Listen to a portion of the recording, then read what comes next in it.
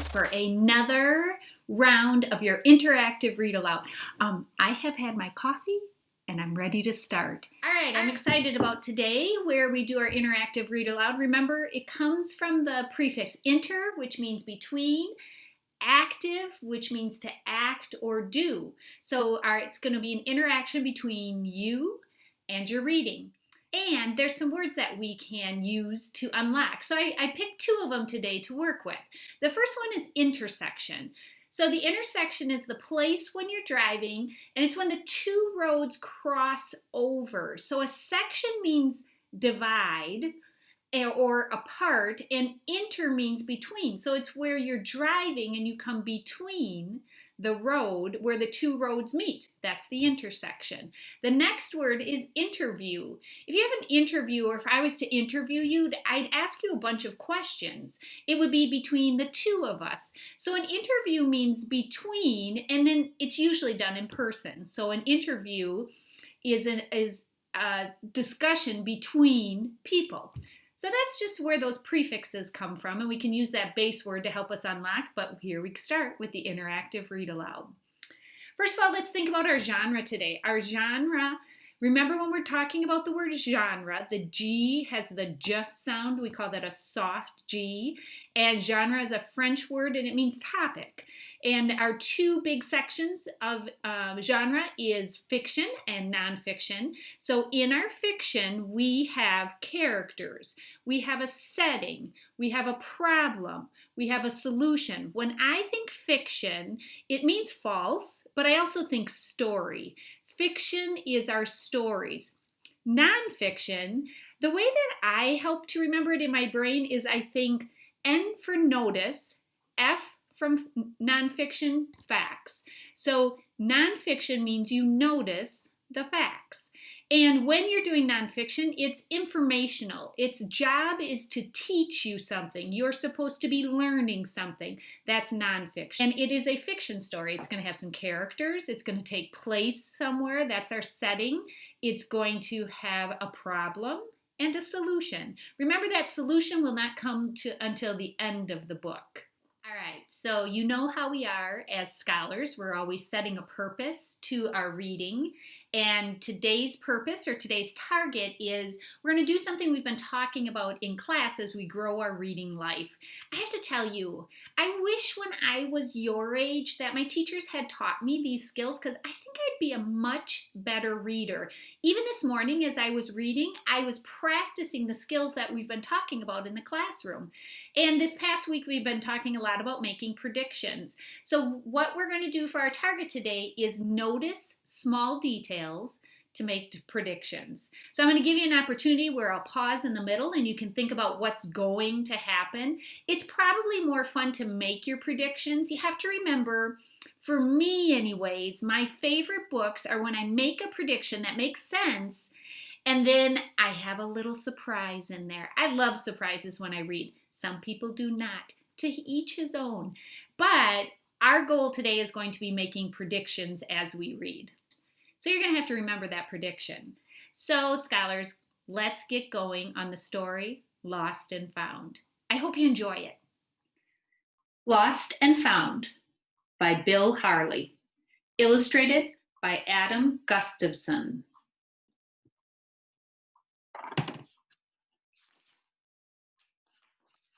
Lost and Found.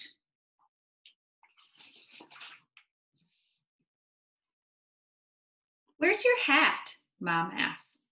"I don't know," I said. It was my favorite hat, blue and white with orange stars all the way around. It used to have a fuzzy red ball on top, but it fell off. "Your grandmother made that hat for you." "I know." "What'll we tell her when she comes to visit this weekend?" "I don't know." "The minute you get to school tomorrow, go look in the Lost and Found." "Okay," I said.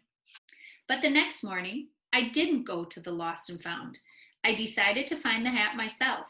At recess, I looked by the basketball hoop and under the slide and behind the baseball backstop. I asked Vaughn if he had seen it. "It's blue and white with orange stars all the way around," I told him. "Nope," he said. "Did you look in the Lost and Found?" I made a face. I know, Devon said. I lost my baseball jacket last month, but I was too afraid to go see Mr. Rumkowski. Can't you just get another hat? Asked Jessica. I shook my head. Gran made that one for me, and I have to find it, even if it means asking Mr. Rumkowski. Uh-oh, they said. After recess, I looked for my hat in my desk and under the hamster cage and behind the bookshelves. I asked Tamara if she had seen it.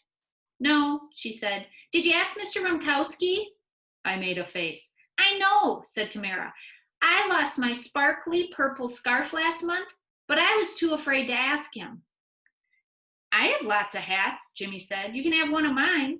Thanks, I said, but I have to find it, even if it means asking Mr. Rumkowski. Oh, no, they both said. The next day, my friends asked me if I'd found my hat. No, I said, I've looked everywhere. There's only one thing left to do. Go to the lost and found. But that means talking to Mr. Rumkowski, said Jimmy. Uh-oh, said the others. I know, I gulped. He's really old. He's so old he was the custodian when my mom went to this school. Yeah, said Jessica. He's always frowning and grumbling, and his office is way down at the end of that scary hallway behind the cafeteria.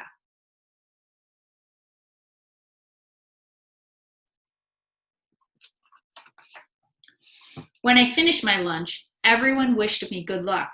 I took a deep breath, went down the dark hall, and knocked on Mr. Rumkowski's door. What do you want? A rumbly voice asked. I lost something, I said. Well, come in then. I slowly opened the door and peeked in. The office was filled with mops and buckets and cans of powdery stuff that Mr. Rumkowski spreads on the floor when someone throws up. What are you looking for? Said the voice. My blue and white hat with orange stars all around. It had a fuzzy red ball on top, but it fell off. What's so important about it? He growled. My grandmother made it, I said. Mr. Rumkowski scratched his head. I think I remember seeing a hat like that one. Follow me. That's when I saw the enormous box. I'll get the ladder, he said. I peered down into the box and picked through the things on top. I didn't see my hat, but I saw Devon's baseball jacket and Tamara's sparkly purple scarf. When lunch period was over, I grabbed the jacket and the scarf and climbed back down the ladder. I didn't find it, I told Mr. Rumkowski, but I'll take these things to my friends. Come back sometime and look again, he said. Devon was happy to see his jacket back. Tamara put on her scarf and twirled around. Jimmy, Jessica, and a kid I didn't even know asked me to look for something the next time I went to Mr. Rumkowski's office. Did you find your hat? Mom asked after supper. Not yet, I said. You must learn to take better care of your things, Justin. You're having to spend an awful lot of time looking for your hat. I didn't say anything. I knew that already. The next day, I went back to Mr. Rumkowski. He dragged the ladder out again, and I climbed into the box. I dug down deeper and found all sorts of weird stuff, but no hat. You can have those things you pulled out, said Mr. Rumkowski. Nobody wants them. Thanks, I said. See you tomorrow. My friends went crazy over all the stuff I'd found.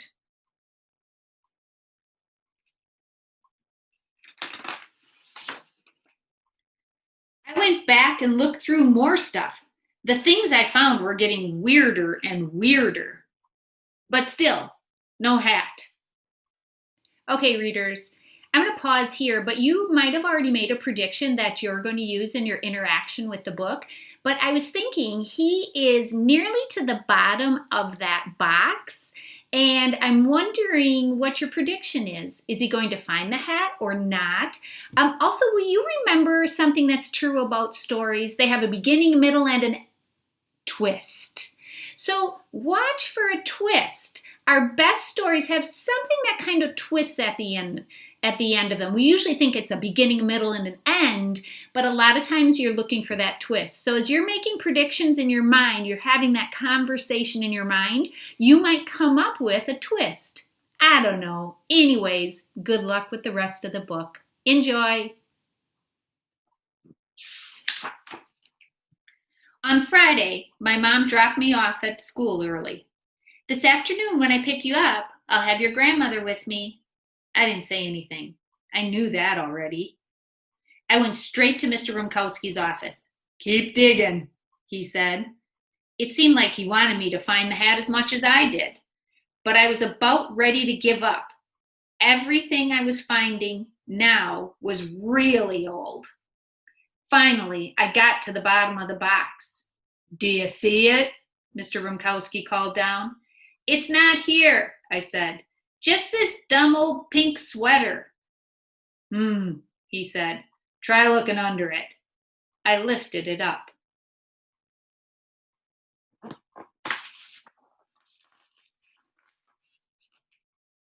My hat, I yelled. Blue and white with orange stars all the way around. Mr. Rumkowski helped me out of the box. Are you sure it's yours? It's mine, all right, I said. And then I noticed that it had a fuzzy red ball on top, just like the one that had fallen off of my hat. I turned it inside out. The tag said, Sally. Wait, that's my mom's name, I said. This must have been her hat when she was a kid. Mr. Rumkowski actually smiled. Come back anytime, he said. I put the hat on and went to class. I wore it all day. When Mom picked me up, my grandmother gave me a big hug. I see you're wearing your hat, she said. Yes, I hugged her back. I made your mother a hat exactly like that when she was a little girl, Gran told me. I know, I said. My mom had a funny look on her face. I grinned, but didn't say anything. Graham looked at my mom and then at me. Wonder whatever happened to the hat I made for your mother. Maybe you should ask Mr. Rumkowski, I said. Rumkowski, Gran said. Is he still at this school? Your mother was always afraid of him, but he's really a nice man. I nodded. I already knew that.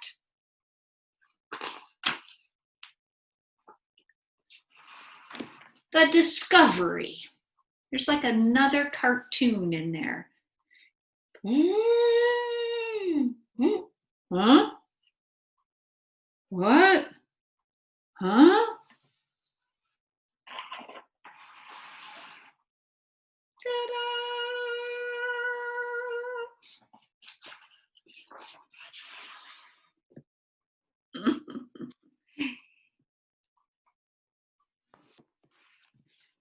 All right, readers, I hope you enjoyed Lost and Found. Make sure you interact with the book, you answer all parts of the question, and you do it thoroughly and with excellence, and you do not stop until you're proud. See you next time.